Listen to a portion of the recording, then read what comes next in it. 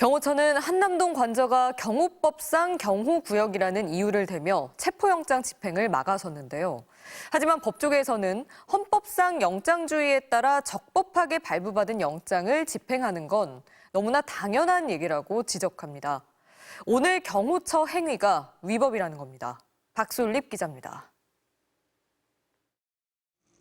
박종준 대통령 경호처장은 한남동 관저가 경호법상 경호구역이라며 공수처 수색을 막아섰습니다.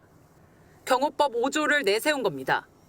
경호처장은 경호 업무 수행에 필요하다고 판단되는 경우 경호구역을 지정할 수 있다고 돼 있다는 겁니다. 그런데 경호 목적상 불가피하다고 인정되는 상당한 이유가 있는 경우에만 출입 통제 등 안전 활동을 할 수 있다는 단서가 있습니다.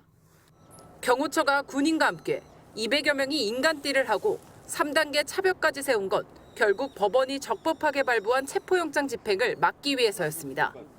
경호 목적상 안전 조치도 대통령을 향한 위해 행위를 막기 위한 조치도 아니었습니다. 한 수도권 법원장은 오늘 같은 경우 경호 행위가 적법했다고 보기 어렵다고 했습니다. 특히 윤석열 대통령은 내란 우두머리 혐의 피의자입니다.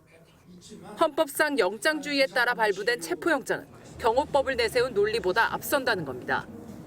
수사에 응해야 하고 거기에 따른 강제 수사도 가능하다는 게 우리의 헌법의 정신인 것이죠. 경호와 관련된 법률은 헌법을 초월하는 법률이 아닙니다.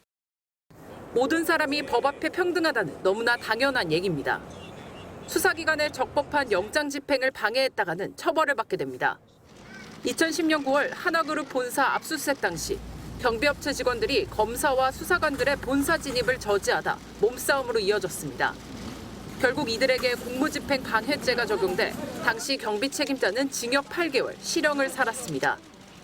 공수처는 오늘 체포영장 집행 현장에서도 차벽을 넘어가는 단계마다 경호처 인력과 크고 작은 몸싸움이 있었다고 밝혔습니다. MBC 뉴스 박솔립입니다.